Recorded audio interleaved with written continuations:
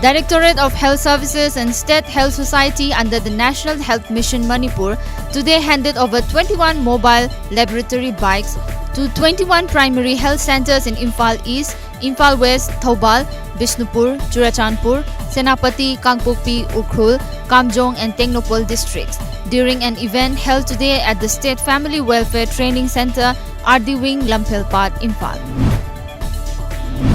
Wildlife and Biodiversity Conservation Committee, Manipur and Divisional Forest Office Thoubal launched a mass tree plantation campaign at Waithau Lake area today.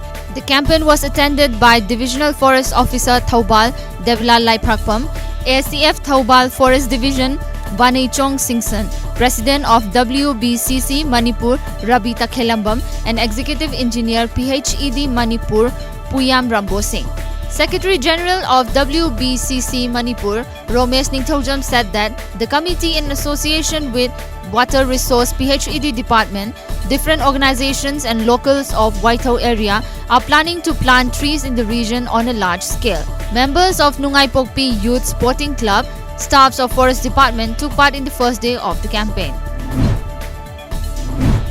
Central Agricultural University, in association with All India Coordinated Research Project on Forage Crops and Utilization, ICAR IGFRI, Jhansi, organized a two-day workshop on National Group Meet 2019-20 on Rabi crops at Cow Auditorium, Iroisemba, Imphal today.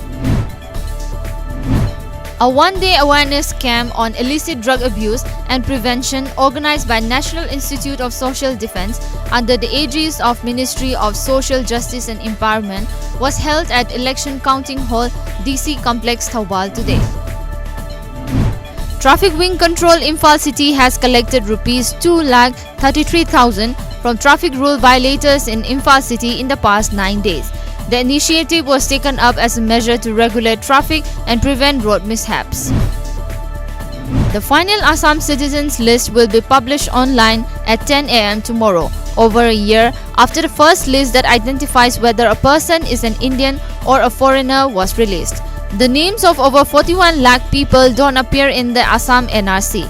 The announcement of the final NRC list is likely to be the biggest development in Prime Minister Narendra Modi's second term after the centre's move to scrap special status from Jammu and Kashmir and divide it into two union territories.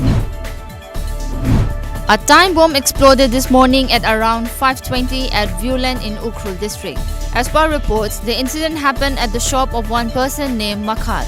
However, no one was reportedly injured in the bomb blast. Further details are awaited in this regard. Miyamgi Numit and Hill Leaders Day is taking place at the Chief Minister's Secretariat, Imphal, starting from this morning.